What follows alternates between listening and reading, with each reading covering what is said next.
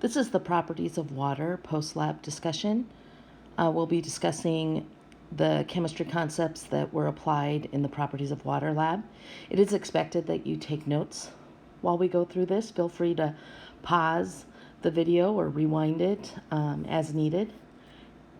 And know that you will be submitting a copy of your notes for some mandatory activity points.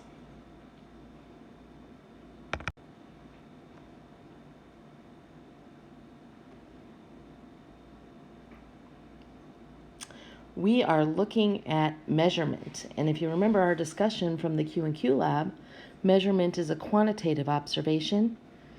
It does require the use of a tool, and that tool is going to determine the number of significant figures.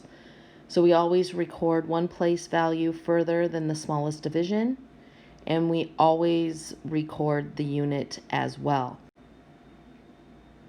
So looking at the chart, here we have the tools that we used in this lab, what their smallest divisions were, and to what place value you should record. So for the triple beam balance, the smallest division was 0.1 grams. So you have to record to 2 decimal places. 50 milliliter graduated cylinder, smallest division was 1 milliliter, so you have to record to 1 decimal place.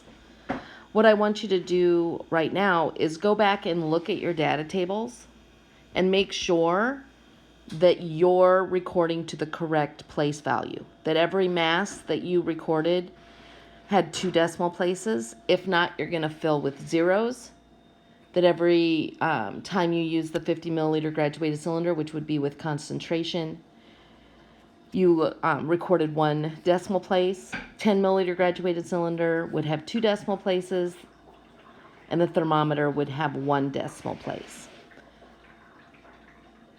All right, so go ahead and pause the video, go back and look at your data and make sure that you recorded to the correct place value.